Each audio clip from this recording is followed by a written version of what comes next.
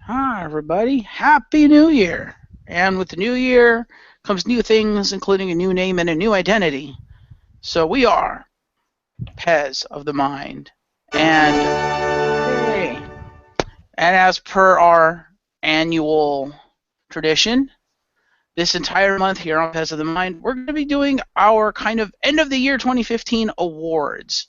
It'll be a series of 4 videos going through 3 mediums, and then one kind of generic one that goes through our stuff and wrestling and just shit that didn't fit into the other mediums. And so, of course, the other 3 are movies, which is going to be this one, hence why I'm hosting this one. The next one is going to be TVs, which I assume Jim will be hosting, and then the third one will be games, which I assume will be hosting. And so, of course, I am your host, Marcus Shadow. Twitter handle @ForeverDegenerate right there. And joining me, of course, as I alluded to, we have James Phoenix in the Red Ranger. You gonna say something so people see you? Oh, that's why it's not confusing me, because I didn't unmute it. Hi, everybody. To be fair, he's in charge of the call. He could just click his box and people could see him. He could do that, yes. That is true. I was wondering why it didn't come up, because I was trying to keep it free-flowing, and I'm like, why are they coming up? I didn't unmute the headset. And over there in the black with the other picture-in-picture, all the way from England, we have Chris the Mole. Hello. And yes, that is the first award. But hello. It's the only way to load them all. Like I mentioned before, to load them all up without having to constantly keep rebooting it. Right, which fair enough. And then running out, we have a special guest for this one, and I think she'll be joining us for most of them. Is that correct?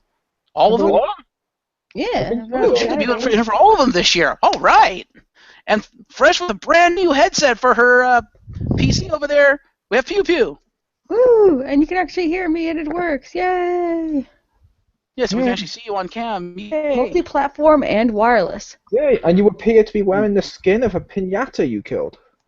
Oh, this jacket paid for 1% of a woman's breast exam. So yay!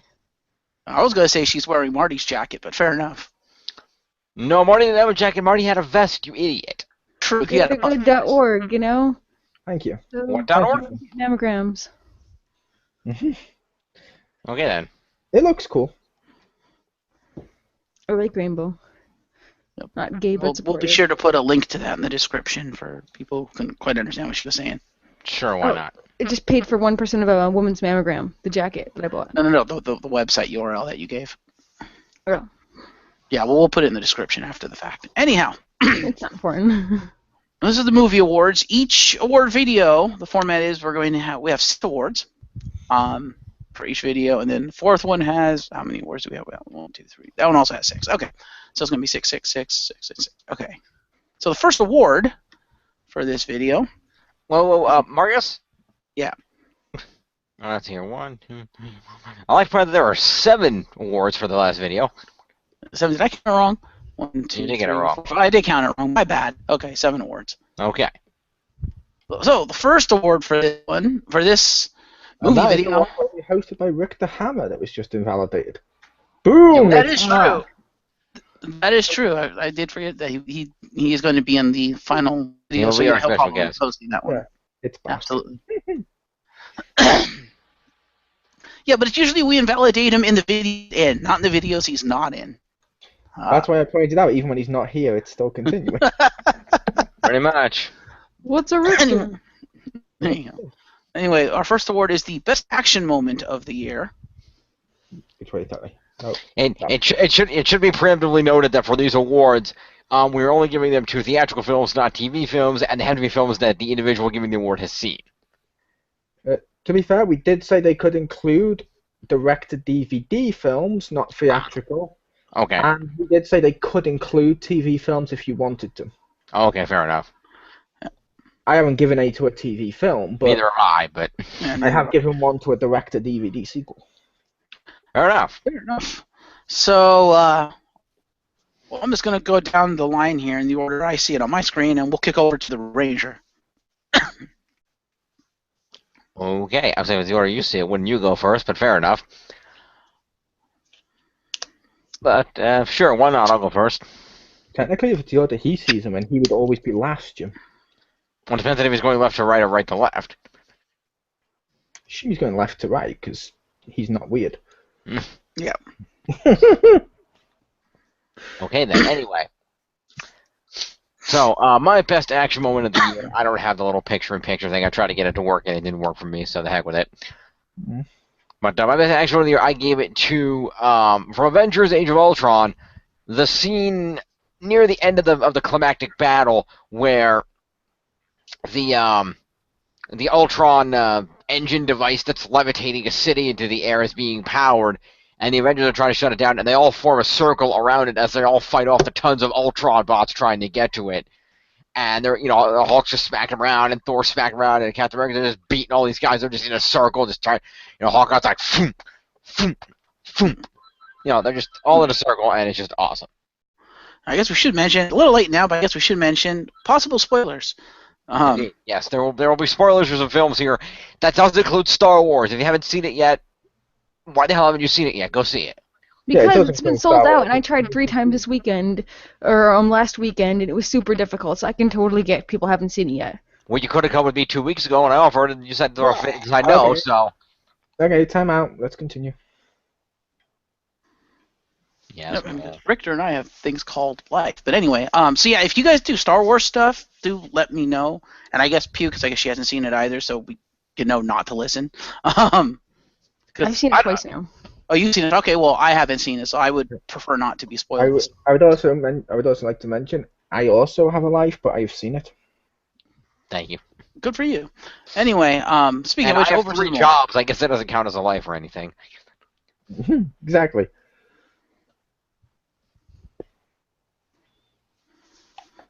But did he say over to Mole? Yes. I think he did.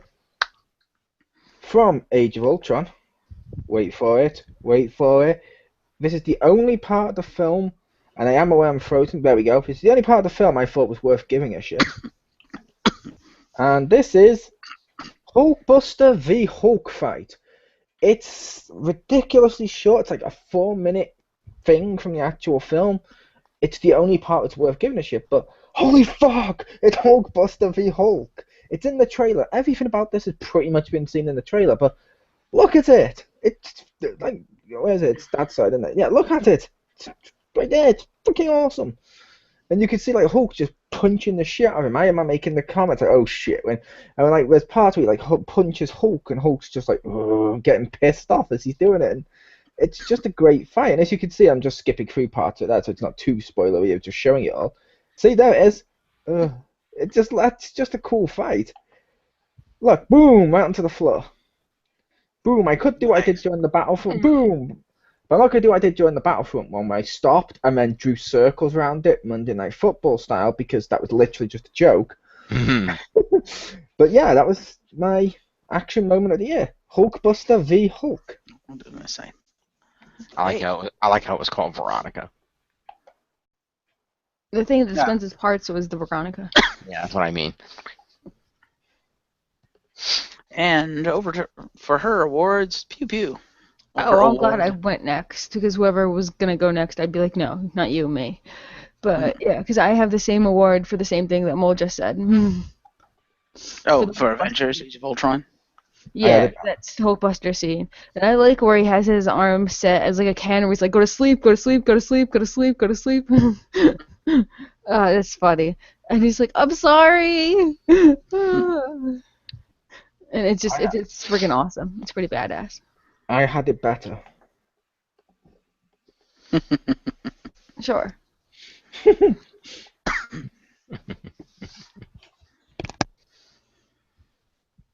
So yeah, that was mine. Right. And for my best action moment, I have the Indominus Rex in the pen from Jurassic World. Because whether you like the Indominus Rex or not, number one, when you realize, oh shit, it's close, you're like, oh no. And then just that entire scene of dude trying to get out, failing miserably, and then Owen runs the fuck out and has to hide from the Indominus Rex. That entire sequence was just fucking awesome. It was a great action scene. It's like, gotta get out, gotta get out, gotta get out, gotta hide, gotta hide, gotta hide. It's like, oh my god, his foot is right there. Oh, it's so Indominus meat. And then the dog walks off. He's like, ah. And nothing against Marcus, but I'd like to take a moment that having not seen the movie, I'd like to reiterate that it's still the stupidest name for a dinosaur I've ever heard. Yes, it is. The Indominus Rex No. is stupid. I don't like Time the out. Indominus Rex. No. The stupidest name for a dinosaur you will ever hear is saber-toothed tiger or mastodon. Touche. That was good. Try doing what I did, Jim. What did you did, Mole? Look at your menu camera. Underneath your picture, there's a little pause button. You can pause it, then go off screen when you're muted and have a drink. I'm actually not on Minicam. I'm just running camera straight through the Hangout because I wasn't using the pictures. I was running it through Manicam because I didn't want people to see like a giant Dr. Pepper bottle. Because we're not sponsored by Dr. Pepper. Where's No. the pause button? We're sponsored by Monster. Too close. I don't Monster. actually see the pause button on A little my- better. Take that away. God, they took away a lot of functionality with this thing. Anyway, That's what you get for updating your Minicam. To be fair, like I said, we found an older version of it, an installer. We can always give it to you if you wanted it, Marcus. And then yeah, you'd I'm be gonna running the consider same that. stuff we are. I might consider that afterwards. But anyway, so we're on to our second award, which is the best comedy moment of the year. Over to Jim. Well, thank you. Welcome. So I'm gonna keep the Marvel train rolling here, Okay. and I'm gonna give the best comedy moment to any interaction between Paul Rudd and Michael Douglas in the Ant-Man movie, because those two were hilarious together. Specifically, I will highlight one scene that my personal favorite, and this isn't a spoiler because if you didn't see it, it was all over the trailer. It was like one of the big things in the trailer that everybody got a real kick out. It was a great scene. It's like, Paul Rudd, basic premise, Paul Rudd is a criminal, and he breaks into Michael Douglas's house and steals a shrinking suit, and then Michael Douglas recruits him to be Ant-Man, basically, because he set up the heist to test him. And so there's a scene where he brings Paul Rudd back and says, "Look, I did this on purpose, yada yada. I want you to work for me, blah blah." Blah. And Paul Rudd, I will pay you, and I'll make sure that your daughter is taken care of, yada yada yada. And Paul Rudd's like, "All right, I really appreciate this offer, and I swear, that thing with your that was the very last thing. I am done. I'm gonna make a good life. I'm going straight. I'm done breaking into places and stealing stuff. So what do you want me to do? I want you to break into a place and steal some stuff." So I just laugh my ass off that every time he says it. It's great. Nice. So yeah, but that, and pretty much any time those two were on screen together in Ant-Man, it was just freaking hilarious. Those two are great. They got great chemistry together. So yeah, Ant-Man comedy. Good times. Nice. Nice choice. So, moving on to the mole. Yep. And I could see that. That was pretty funny. I'm assuming that says comedy moment of the year, right, Pew? Yes. Just making sure it was the correct one. My comedy moment of the year is something specific within a film, and I am aware I pause when I do that. Boom. From Lego Justice League meets the Bizarro League, and that's just the trailer for you. Oh shit, I forgot about those. Because this is my comedy moment because Flash and Green Lantern constantly competing for Wonder Woman's affection and always being like, yeah, well, I just saved like 100 guys. I just saved 101 guys. And she's like, knock it off. And they're like, okay. And then later on, she's like, stop being competitive. That's not what heroes do. And then they have a fucking thing about I can be more non-competitive than you. And it's like, what the fuck? And I don't know why. It's Lego. It's DC. It's everything wonderful. It's all together. And it's a film. And it's a direct-to-DVD film. But god damn it, it's a film. I like it. Nice. I approve. Very nice. I forgot about the Lego movie. Damn it. Anyway, Indeed. on to Pew. Alright. My comedy moment was in Age of Ultron, where they're fighting on top of the floating building, and Scarlet Witch pretty much turns hero when Hawkeye turns to her, and he's like, none of this makes any sense. I'm shooting bow and arrows at a bunch of like robots and shit. Like, yeah, that was just awesome. That was pretty funny. It was pretty great. So I thought that was really funny. Nice. Very nice. All right. For my comedy moment of the year, Boom. The self-aware animals turned people in the Cinderella movie. Because I found that endlessly amusing. Like, I don't know how to drive, I'm a goose. Made me laugh so much. Yes, one of the moments was actually kind of judging you. Well, I don't know, I'm a gecko. I've only been a human for like 5 minutes or whatever, but I say have as much fun as you can. But I don't know, that goose guy, that coachman guy made me laugh so much. Nice. Nice.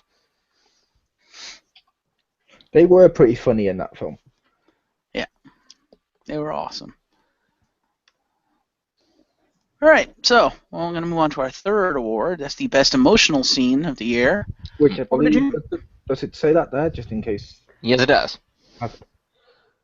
I can't read my own square, you see, because it's really Oh, yeah. all on my end. I have to block it with Medicam. Fair enough. Go ahead, Jim. Okay. Emotional scene. Let me bring up. I wrote it down here. Here we go.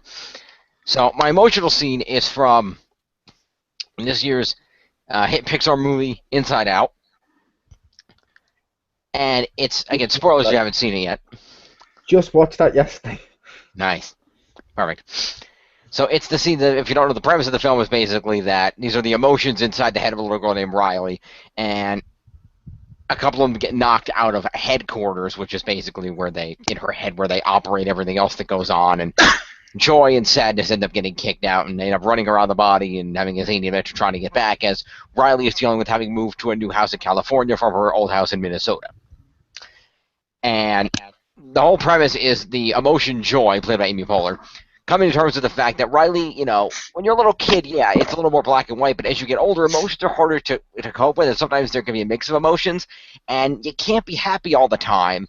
Sometimes you have to have other emotions. Specifically, you have to be sad, because Joy has always tried to keep sadness away from everything, but she realizes near the end, when Riley has attempted, because of the two not being there, Riley has attempted to run away from home due to being sad about not being in Minnesota anymore, and then gets scared and doesn't know what to do, and she finally gets home, as her parents finally find her, as she finds her way home, and there's this big emotional scene where Joy sees this happening and sees the sadness, and she kind of realizes, oh, maybe the other emotions, similarly as sadness, are important, and she takes she has the core memories, the balls that are memories, in her hand, and she kind of relents and gives them to sadness, who touches them, and they kind of turn blue a little bit.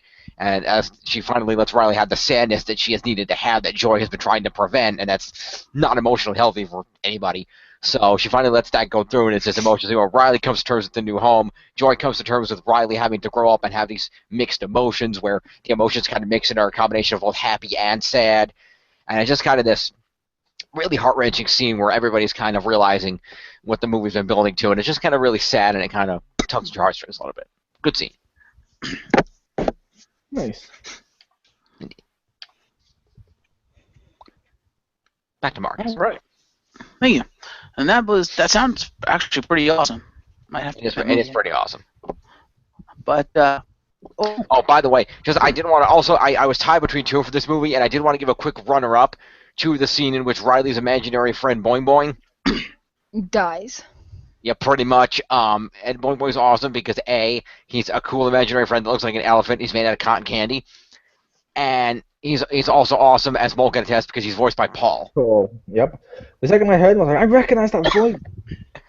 And my brother was like, is that Gilbert Godfrey? I'm like, no, he's not enough. He sounds like someone I know. He sounds like someone I know. It's Paul. I was like, it's not me. It's the one. And I looked it up. I was like, yes, it is. It's Paul. It's awesome.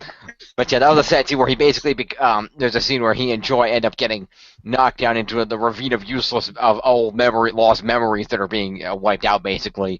And they're going to be lost forever. And they have Boing Boing's wagon that's powered by song and rainbows, which is awesome.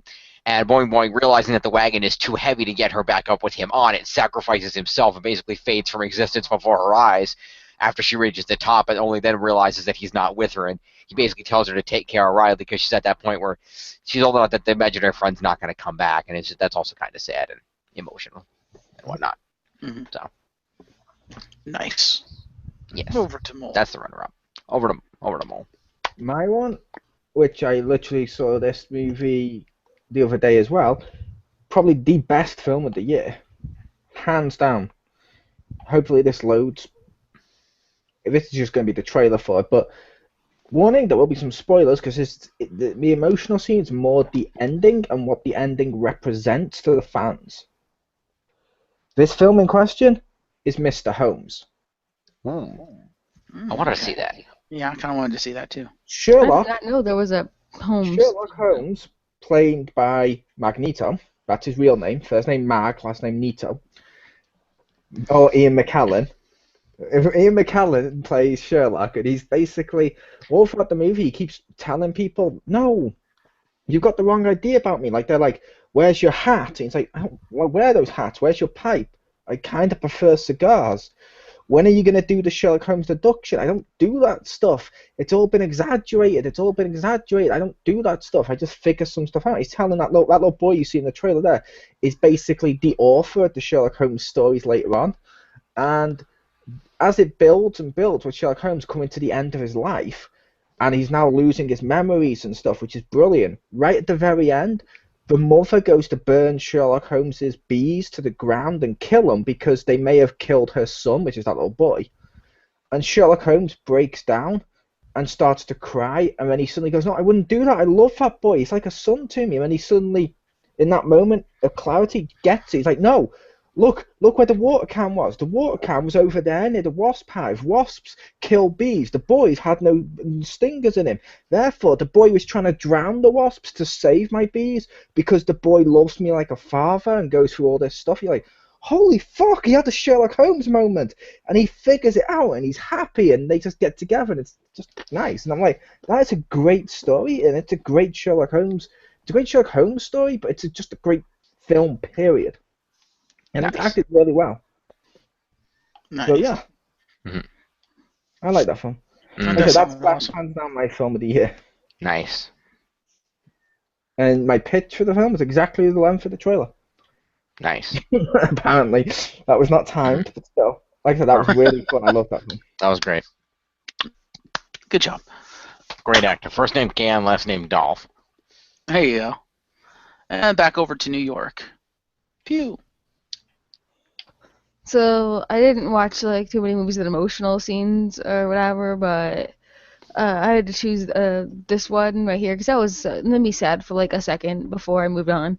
It was when Ant-Man's Pacific Ant got shot, and I was like, no. No, Anthony! Yeah, and I was like sad for like a second. That was sad. I forgot about that.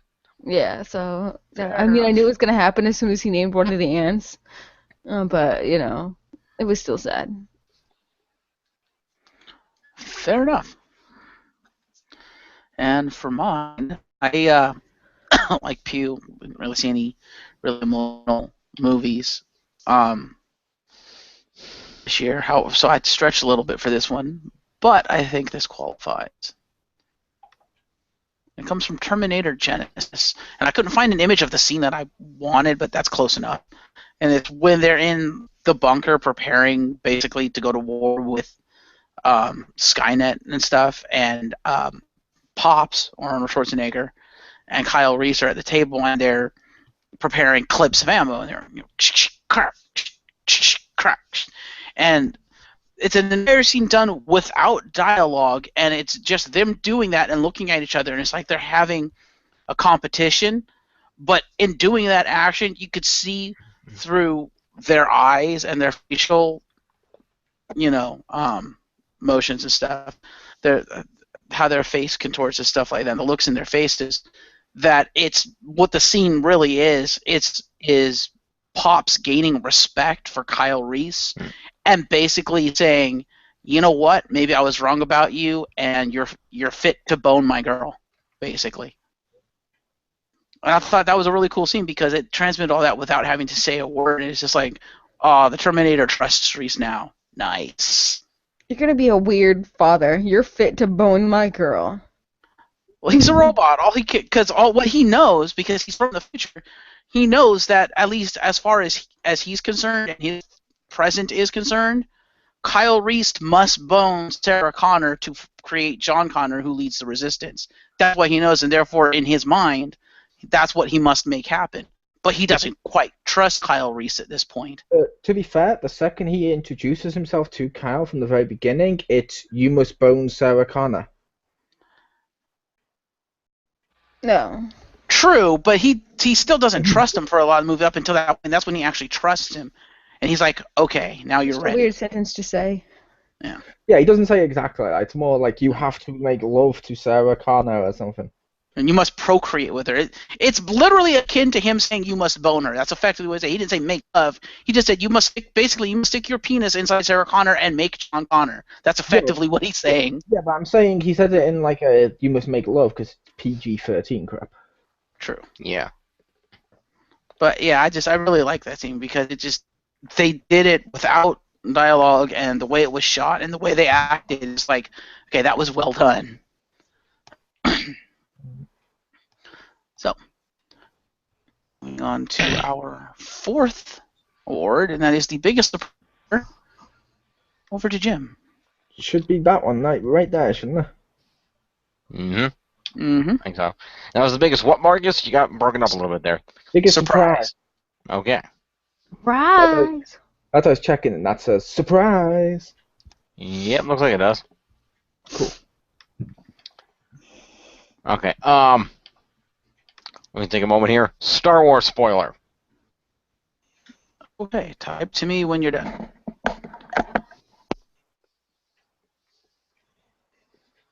Thank God we got rid of them. No. But yeah, my biggest surprise, honestly, was watching The Force Awakens and realizing that Rey was actually like the main Force-sensitive Jedi one. Because based on all the stuff I'd seen in the trailer, they had kind of been showing Finn off, like, oh, here's Finn taking the helmet off, Finn with a lightsaber, Finn doing this, Finn doing that. I thought Finn was going to be kind of the focus. There was going to be this whole, going from the dark side to the light side because he was a stormtrooper. And I was pleasantly surprised that it ended up being Rey. I didn't see that coming. So Really? basically Disney sexist is what you're saying, furthermore. No. I was gonna say, really, you didn't see that coming? No, I didn't. She's the largest one on the poster in the same in one of the posters, the same pose Luke was in. Okay. Yeah, I know she's on the poster and she has the stick and everything, and it's there's one more scene where it's lined up with Kylo Ren's saber and stuff. But like I said, I had only seen the posters a little bit, and I hadn't looked at it that closely. I said, oh, I know she's gonna have a kind of a role, but I just didn't expect the direction that it went. So it was just a nice surprise to have the girl be the Force sensitive one that's kicking ass and be kind of rather than the guy. I thought that was kind of cool. Do you have the biggest award for not surprise? Because that would also go for this movie. Yeah. No, that's fine. And we do have one for not surprise. We have one for disappointment. Indeed. Oh, it wasn't disappointment. It was just a not surprise. Fair enough. But yeah, so we're good. Type to Marcus. Indeed.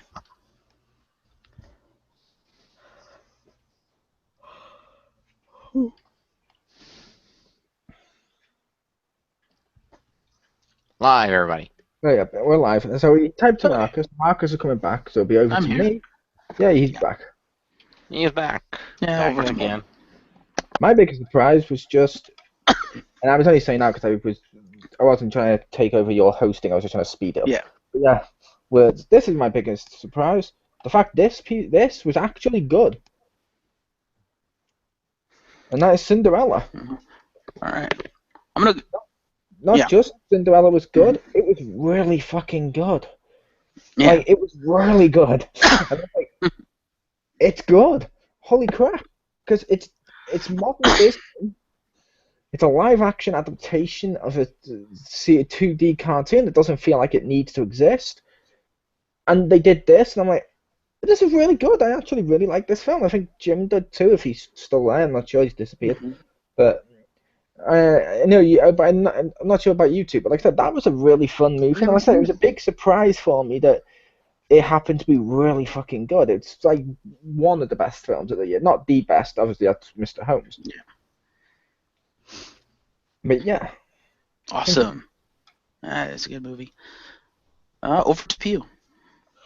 And in case you wondering, the only reason I pause in between them is so I can swap over to the next award without actually giving spoilers if I accidentally clicked the wrong one, because sometimes it loads the wrong one. Mm-hmm. Alright, so my biggest surprise is probably Age of Ultron, and then the Vision came in there. So I didn't know the Vision was in there, so that's cool. And I didn't really know about him too much, other than he sounded like a robot. I didn't know why. Did you not see the trailers? Unless they were on trailers that were from computers, like on the internet for YouTube videos and other stuff, no. Because like I said, I don't watch any TV. I don't have cable or anything. So unless it's something that would be on Hulu or a YouTube commercial or something, otherwise I didn't see it.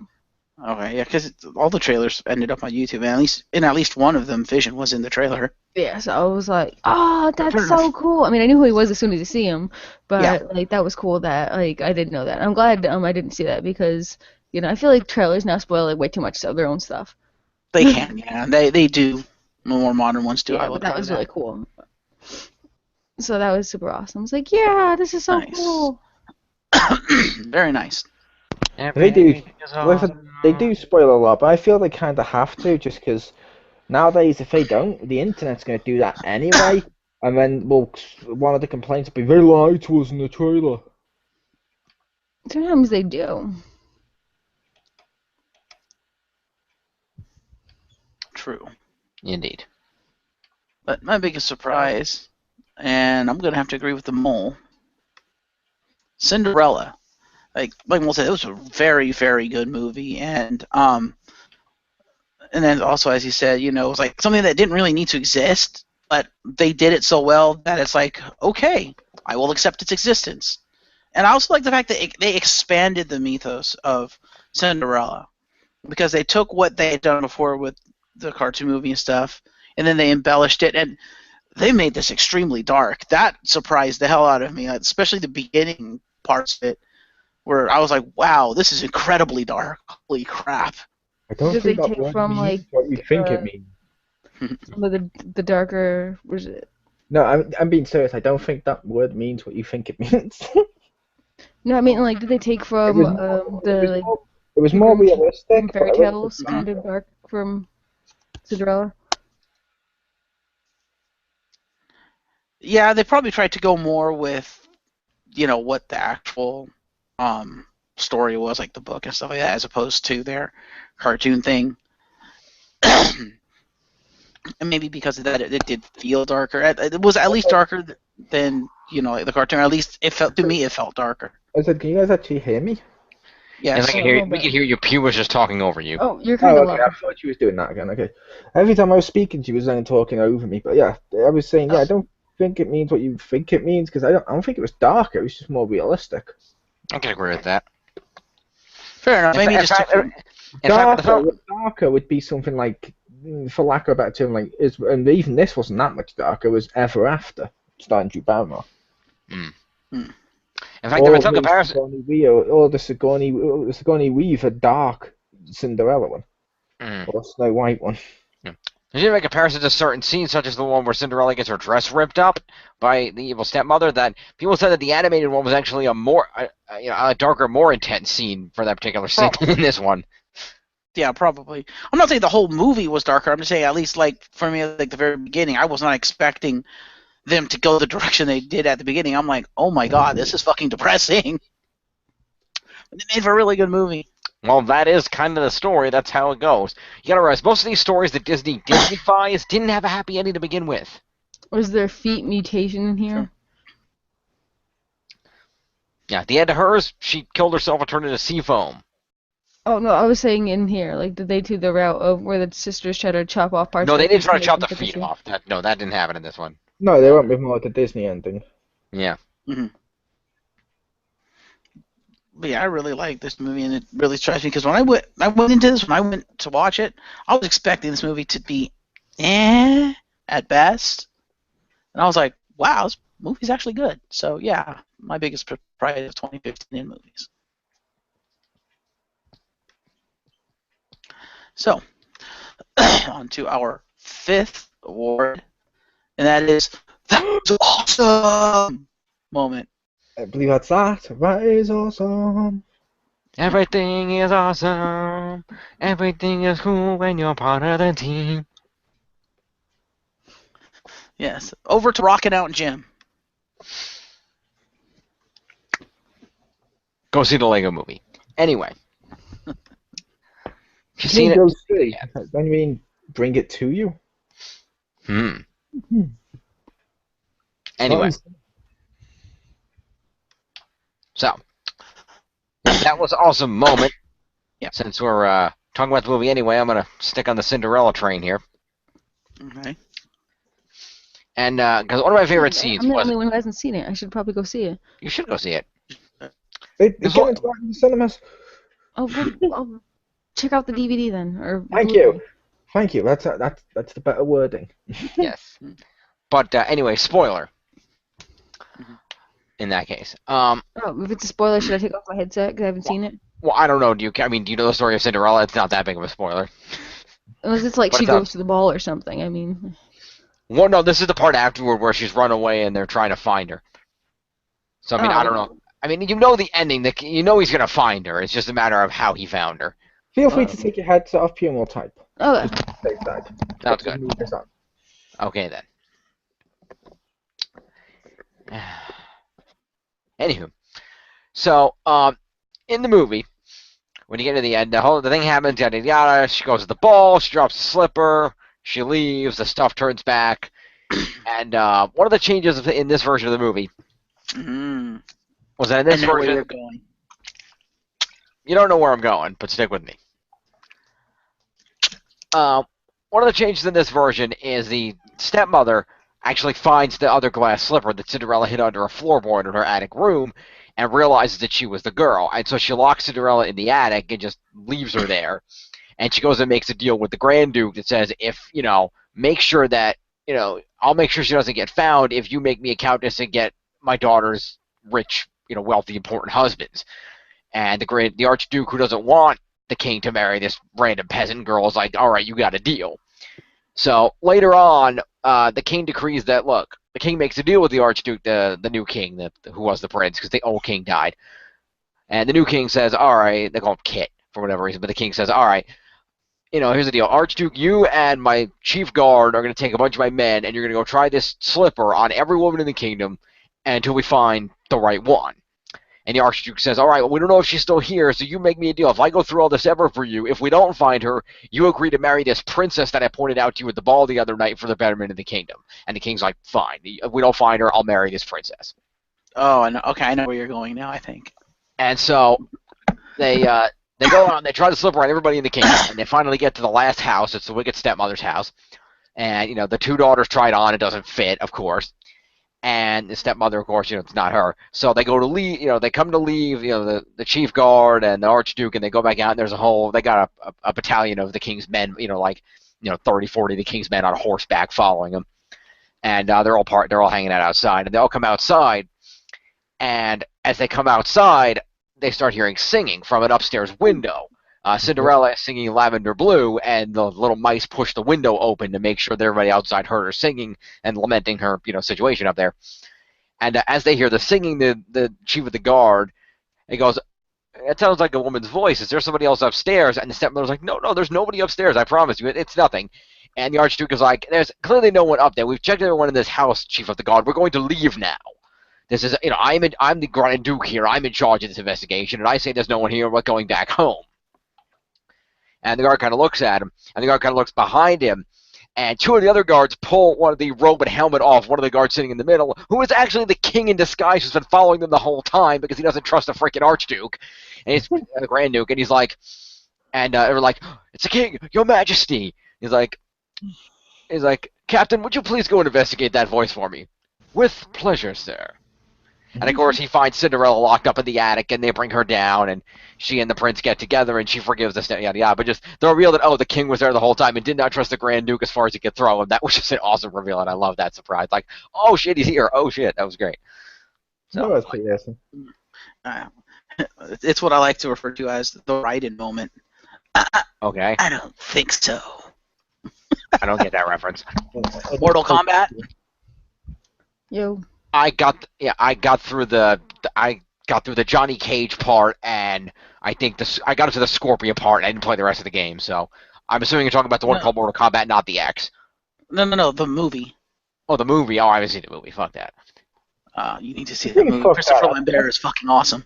What do you mean, fuck that? That's a great film. Well, it's a good film if you like Mortal Kombat. Fair enough. Yeah, Christopher Lambert is awesome. I always Sorry, thought it was. I always thought the second one was a good film, and I always heard the first one was crap.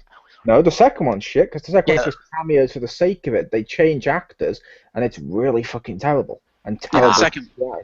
Gotcha. Yeah, what Mole said. Now, I will say the CGI is still better than Mighty Morphin the movie, but it's still terrible CGI. Yes. Fair enough.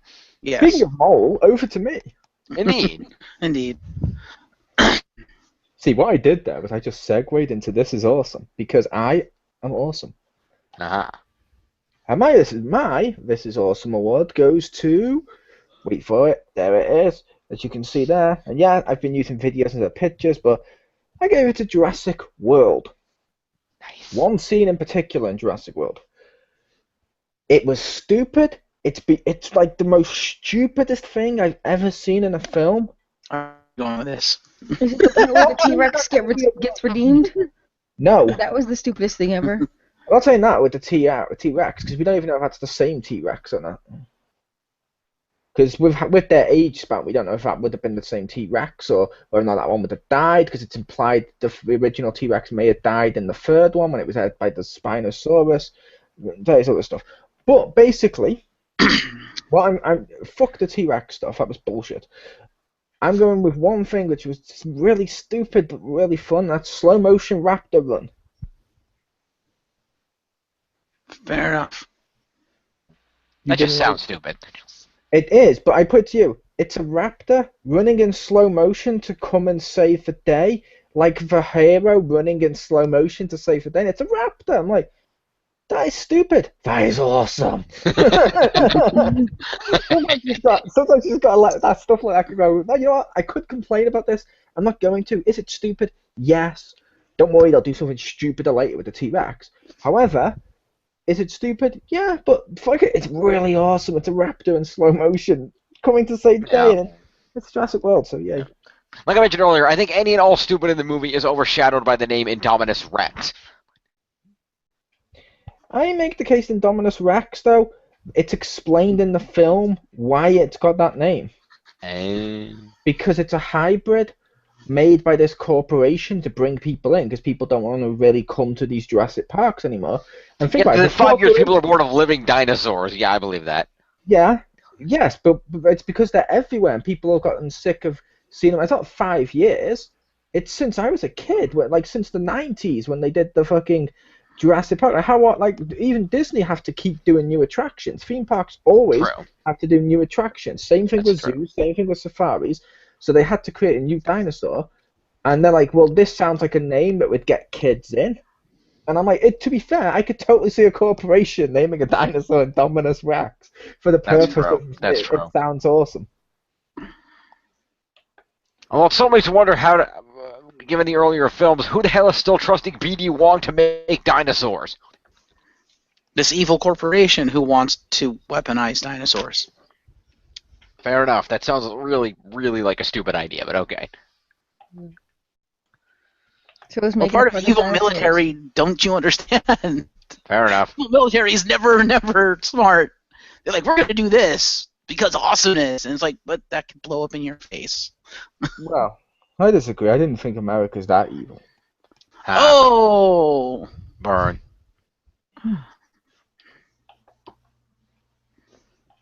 Fair enough. Over to Pete. Indeed. My moment of awesomeness is awarded to the fight scene in Ant-Man where they're fighting and the Thomas the Train is going around. Yes. And eventually he throws this really large, he throws one of the, what do you call them, shurikens, except it makes things go The large. enlargy bomb. Yeah, it's like a, Can I just say, time out? He's not Thomas the Train. He's Thomas the Tank Engine. Thank you. it's Thomas the, no, I'm not the other engine that's going to rape your face. That's his name, Thomas the Tank Engine. Yeah, I know. But he's still a train. He is, but to say Thomas the Train would be like to just say, instead of Ant-Man, just say man. You have a proper title, go with it. Yeah. Okay, Thomas the Tank Engine. It's just like if Mole was nice enough to explain to me, and I never knew because I'm on the side of the pond, that the guy in that show is not Sir Topham Hatt, he's the Fat Controller. This is the whole Spider-Man thing all over again. That Anyway. controller sounds nothing like Sir Topham Hatt. No. Okay, so anyway, they throw the enlargy thing, and then Thomas, the tank engine, pretty much goes through the house and is like stuck on a car next to the policeman, and his eyes are still like looking like. And it's so funny, and it Nice. just made me laugh so much, and it was just fucking awesome. It was like, boom, you just got Thomas the tank engine. Yeah. Boom! America no one cares about Thomas. Ah. Fair enough. Well, for my that was awesome moment where we're going back to Jurassic World and fuck you, Mulder, invalidating everyone else's opinion but your own. How is that invalidating everyone else's opinion? No one had given their opinion, and that was their awesome award. Because you said the T-Rex stuff, and that actually is my award. It's the T-Rex versus Indominus Rex. Because, yeah, it was cheesy. Yeah, it was kind of cliched.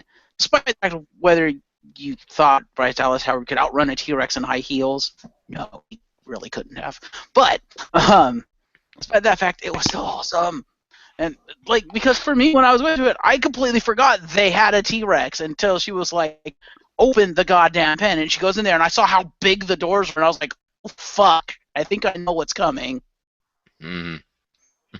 And just the reveal was just done really well. And I think it's supposed to be the same T-Rex. I believe they said it was. And that was the reason why they gave it the scars on the back, because it's the scars from the raptor bites from the first movie. At least that's what I heard. I don't remember where I heard that, but I heard that somewhere. So I believe, I could be wrong, but I believe someone was confirmed it was T-Rex from the first movie. Yeah, someone said it could be, but at the same time, the third one in Jurassic Park 3 and Jurassic Park 2, they also had the same scars. Yeah, but Fair didn't the T-Rex die in at least one of those movies? Yeah, exactly. And they claim it's the same one each time, like it's the T-Rex. I'm like, oh, okay. Oh my God, you killed Kenny. It's actually a phoenix, because the smaller T-Rex comes out of its ash and is reborn. No, it's a Canosaurus Rex. Yeah. Fair enough. I think it's the same. In my mind, it's the same T-Rex, and I don't know. I like that entire fight sequence. I love when he first runs into Jurassic World, and I have to give the movie makers kudos for this. They have a skeleton, or I don't know if it's a replica skeleton or the actual. I think it's a replica of the Spinosaurus right smack in the center of the entrance, and the T-Rex just fucking runs. It's like, no, fuck you, movie 3. You don't deserve to exist. I'm just like, yes, that was awesome. It's like, no, I am the face of Jurassic Park. Fuck you. And I will dispose of the other imposter. And yet it doesn't, and it has to get the imposter eaten by the giant fish dinosaur. It still beat the fuck out of it. It was still an awesome fight. And it did also include Mole's awesome moment, so yeah. Oh, yeah. T-Rex, you had Raptor, and you had big fucking fish with teeth. To be fair, it didn't include my favorite moment because my moment was before this. I thought that you said I thought your moment was the slow-mo Raptor run, which was in the middle of that fight. It's when he's the last Raptor alive and he comes running in to save the day. That's in the middle of the T-Rex fight. It was in the middle of. They did the slow motion one before that as well. The slow motion one I'm on about is right before it, before they realize they need to get it, because it was the Raptors v him. Then they go and get the big guy. Fair enough. I thought the slow Raptor run happened after the big guy came in, and he came in to save the T-Rex, kind of. But fair enough. I could be wrong. Either way, that sequence was awesome. I'm sorry, as kind of cheesy and contrived as having the big fish teeth actually eat him, I thought that was kind of cool. It's like, oh wait, he's near the water. Oh, this is not going to end for him. I don't know. I really liked that entire sequence, that fight. I thought it was well done, and it was just, you're just like, yes, this is the ending I want to see. But that was my awesome moment. So we're moving on to our final award, and that is the biggest disappointment of the year.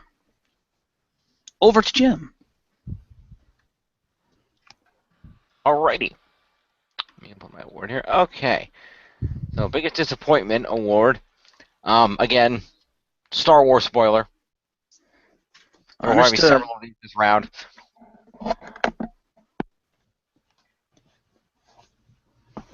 So, yeah, among other things, primarily disappointment, lack of Luke Skywalker in this fucking movie. He's in like the last 3 minutes. I'm like, really? I wanted Luke to show up and like kick First Order ass. I mean, I understand they were saving him. It's kind of a big deal. He's like the Yoda now, but I wanted to show up and kick ass. He's not the Yoda, he's the Obi. Fair enough. Either way, I wanted to see him show up and kick ass, and he didn't, and I was sad. Yep, and it's even sadder you'll never see him, Leia, and Han together ever in the new trilogy. No. Ha ha ha! Fuck They you! advertise all three being in the film together, I mean, they're never in the scene together. Sad face. Trollface from Disney. But yeah. But yeah, so are we? I guess we'll go to Mole. Is yours also from Star Wars? I assume. No, not well. One is, but not straight away. This is the last award. Yeah, but it's a tie. Oh, okay. Well, did you want to do the Star Wars thing while he's muted just to get out of the way, or? No, Okay. because I was ready with my next clip. So that was the only reason. Ah, fair enough. Oh wait. Oh fuck. Okay, fine. Okay, that was quick. It was. There will be more on that, but I will say my spoiler, or not my spoiler, my award, and I'm just going to do the exact same thing. Fuck Marcus for invalidating everyone else's opinion. Why? I didn't think anything was shit. Because, as I mentioned during our review, I said there was nothing redeemable about Terminator Genesis. Boom. Yeah, the sexist piece of shit. That film is so disappointed. Look at Reese on that one and compare him to the original one. He's more muscular. They've made Sarah Connor the hero of the first film weak. It's a slap in the face of Terminator fans, and there's not a single thing about this film that's redeemable. This may be the worst film of the entire year. I've given it a tie for different reasons, but yeah, like I said, this film is just fucking terrible. It's the worst film ever of 2015 that I've seen. Mm-hmm.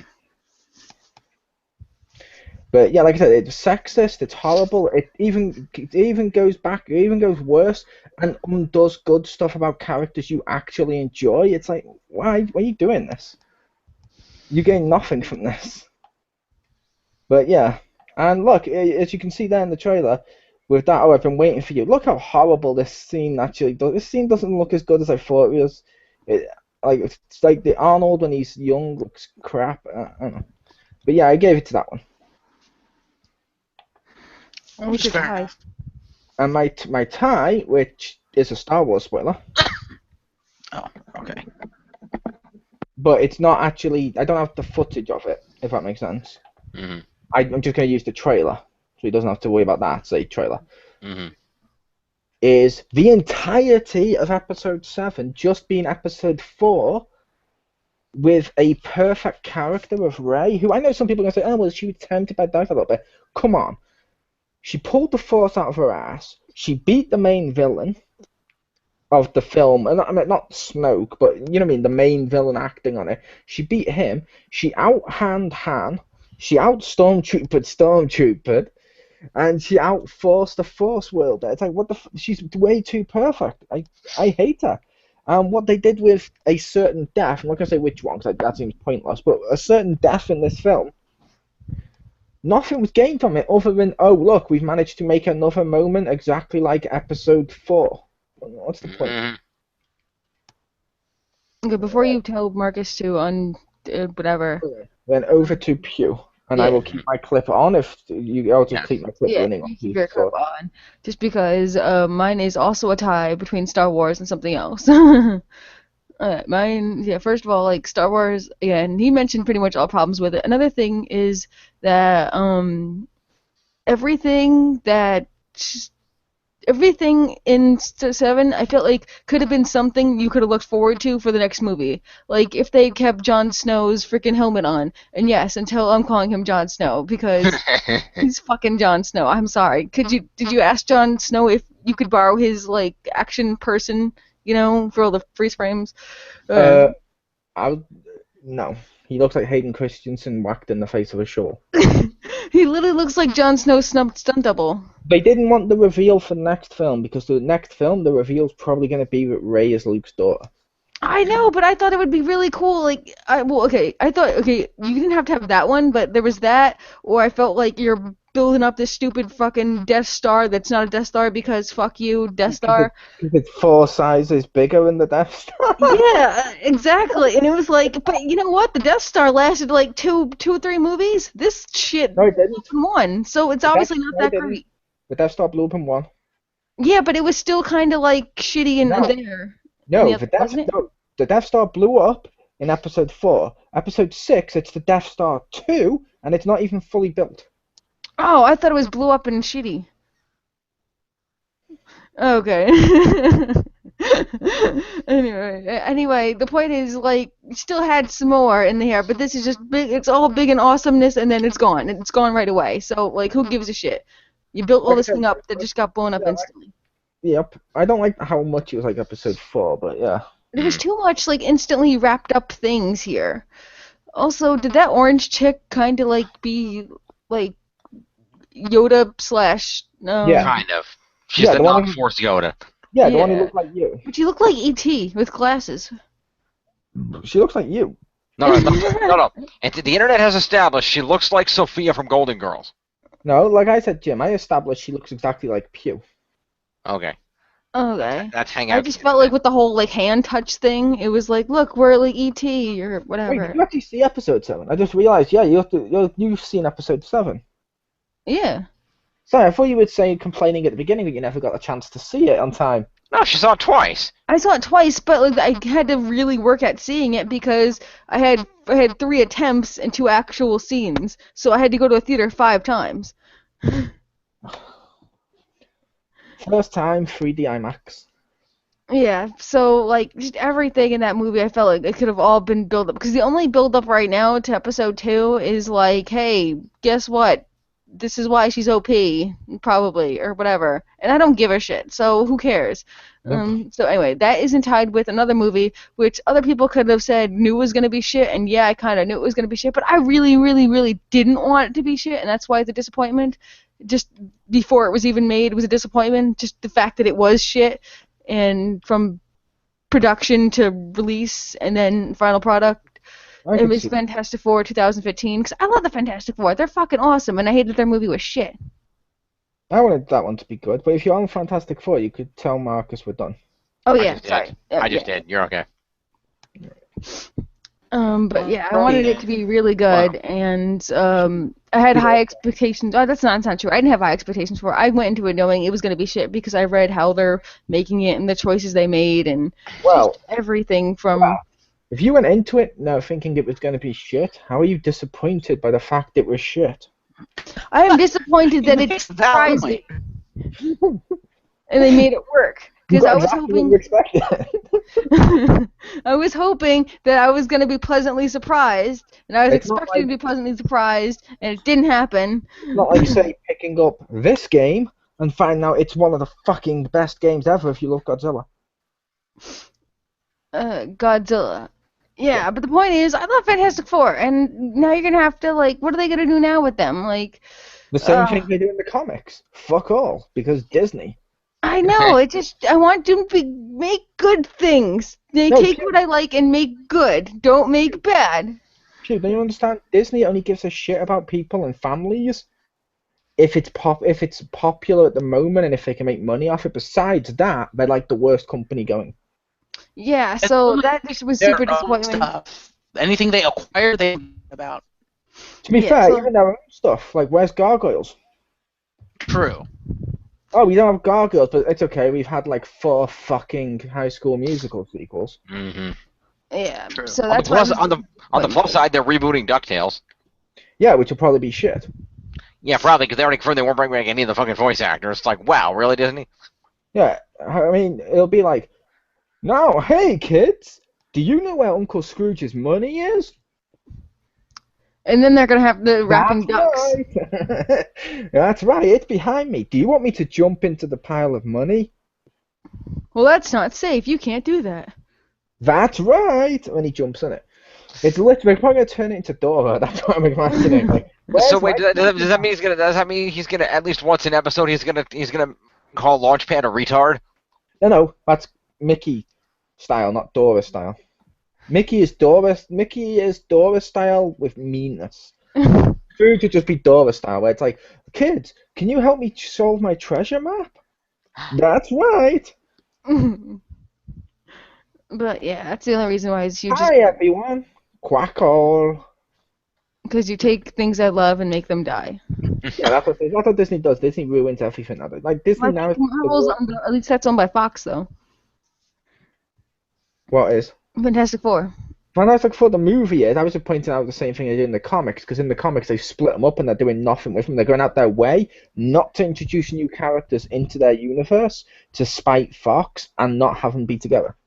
Yeah, but I think after that movie completely bombed, didn't Marvel reacquire those rights in exchange for? Because there was that whole thing that they got back the Fantastic Four rights in exchange for the X-Men TV rights. Nope, that was a rumor, but apparently they're still going, and Fox is still going ahead with a Fantastic Four 2. Really? Making a sequel to that? Really? I'm relatively sure that's not true, but okay. Are they going to take acting lessons, and then the director is going to take directing lessons, and the writer is going to take writing lessons? Hey, if Power Rangers the movie can get a sequel, so can that. I'm just saying, they can have all the sequels they want. Just please, all of them attend night classes. Like, we'll have a GoFundMe. Help Fantastic Four 2 not be horrible by teaching them how to do the things they're supposed to already know how to do. Like I said, the next one might actually be good, because I'll probably try and cross it over maybe with X-Men and Deadpool and stuff, if that'd be the smart thing to do. I know, but like I feel like they still need help. So donate today to better writers or at least night classes. They probably won't be with the same people, but yeah, they're apparently they were still meant to be going ahead with a sequel. That's what he said last week, anyway. Okay, then. Well, if they want to lose a lot more money, that's up to them. Well, it all depends. Like I can have hopes up again and then be crushed again. Yeah, well, like I said, there was talks that what they wanted to do was cross it over with X-Men. So Mm-hmm. hey, if they get Bryan Singer to help them write Fantastic Four and cross it over. That could work. I just get my hopes up because the last time we said, oh, maybe the sequel will be better, we got Cloud Galactus. Or Iron Man 2. Yeah, or that. Or Age of Ultron. I liked that even though it's not exactly good. Or Amazing Iron Man- Spider-Man 2. Iron the Man fact 2 that was they better said- than Iron Man 3. Which I also liked, but it wasn't good. Iron Man 3 is better than 2, but no. I just like when he gets people who are down and already throws bombs on people who are already unconscious. Yeah, like you said though with Age of Ultron, Pew, you literally said the phrase of, "Hey, I like that even if it wasn't good." Therefore, you just admitted it's not good. I know. It's a terrible movie. I'm allowed to like things that are shit sometimes. You are allowed to like things that are shit, but you can't say that as a defense for why it's not shit, and then admit it's shit in the same sentence. Oh, I Fair never point. said it was not shit. But I'd be like, Judge, I think you should let me out because I'm going to plead not guilty, even though I totally murdered that person. Yeah. This is true. This is not awesome. Yep. But I think it's over to Marcus for his, isn't it? Indeed. Yeah, Oh, time thanks to all, wrap Marcus. this up. So my biggest disappointment, before I show what it is, I'm going to say I kind of should do with this one because I did not see this movie, but the reason it's the biggest disappointment is the reason why I didn't see the movie. And I ran this by Richter actually last night to see if he thought it was too cheating to go with this one. And after I told him what it was and why, he said, no, if I was there, I'd allow it. I was like, oh, okay. So I guess We'll be the was too judge cheating. of that. But yes, I went with Gem and the Holograms because it was only in the theater for weeks. And then it got promptly pulled because 2 weeks was the minimum contractual requirement for theaters to have said movie in the theater. That's how bad this movie was. Is it I like would- a music video thing? I would say if you were disappointed you couldn't see it, yes, but if you haven't seen it, I wouldn't allow it because we said literally one of the reasons we restructured all this is so you couldn't just go, so you couldn't just put something because it's shit. It'd have to be stuff you'd seen. Yeah, but I couldn't see it because it was out of the theater in 2 weeks, and it doesn't come out on DVD or Blu-ray until the end of this month. I'm like, That's why. wow, That's why, was that bad? yeah, but that's why I mentioned. That's why I mentioned the fact of if you were disappointed you couldn't see it, yes. But if your disappointment is that it's shit, but you don't know this because you haven't actually seen it, then no.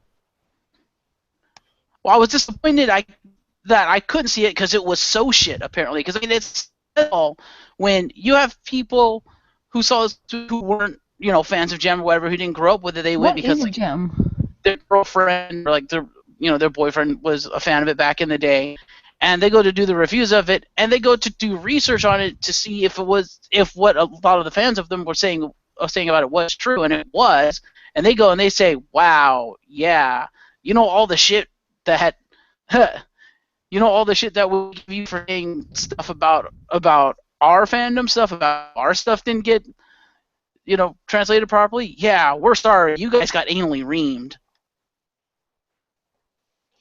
Yeah, which I was That's just making. pretty bad. Yeah, but I was just making the case. We literally made a rule with all of the awards, and that's why we made them as vague as possible. But it had to be something you definitely saw yourself.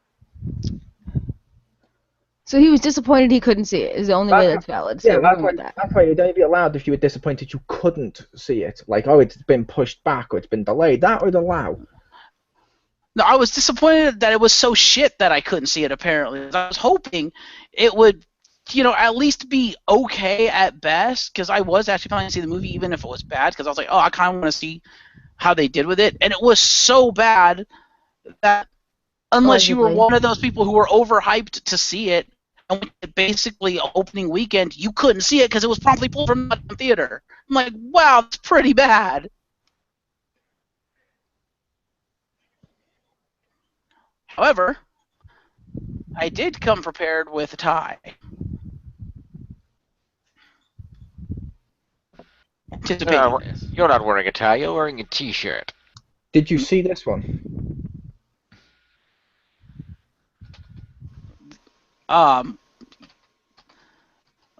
Well, technically the movie's not out yet, but Fuck's sake.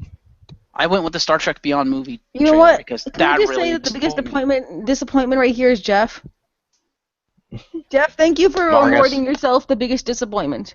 You know what? Fuck you. I saw 3 movies this year, and I wasn't disappointed by a single one of them. No, you are I'm the biggest disappointed by disappointment. these two It's things. okay. I nominated you the biggest disappointment. What, so movie trailers don't count either? For a film for next year, it would count next year. It's okay. I was disappointed in this trailer. That doesn't mean the movie's going to be bad. I was disappointed that they made the trailer the way they did. And it's like, especially after I heard, oh, well, that's not what's really in the movie. Simon Pegg was pissed. Because he was like, he was like, no, they fucked up the trailer and stuff. I don't know why they did it this way. Because what we actually put in the movie is more than the first two. And it's like, that doesn't actually represent the work that we've put into this movie and, the writing and stuff of this movie. We here at I'm Peasant like- Mind do not condone judging things before actually experiencing them yourself. But I'm not judging the movie, Pew. That's my point. I'm judging the trailer. I'm saying the trailer was really... Because I was hyped up for Which this. is not a movie. It's a movie trailer. It has It's to do not a with movie. movies. Okay, and you're not the final say. Because I was hyped up for the trailer. I was like, okay, I want to see what the next Star Trek is going to look like. And then they brought this out, and I'm like, wow, that looks kind of like shit. Like, good job. You just completely screwed the pooch on this trailer. Even if your movie is good, this trailer just makes it look really fucking terrible. That trailer might make it look terrible to you, but the idea behind that trailer and the reason it looked so terrible is because they went out of their way to showcase as much of the casual stuff as possible so that the audiences that are currently high on like episode 7 would suddenly go, oh my god, there's another space fantasy shooting thing.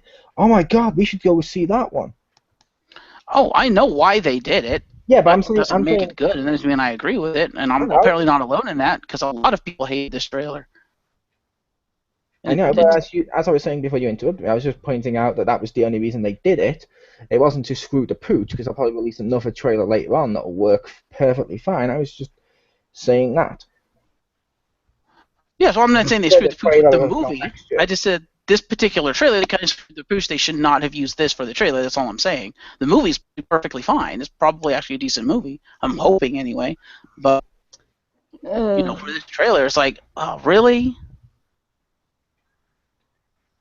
Alright, did you want to take us out then? Since I think since you were the last one to give it, wasn't you? I believe I was, yes.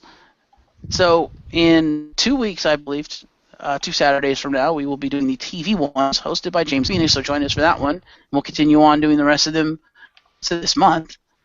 And Indeed. yeah, it should be fun going through all of them.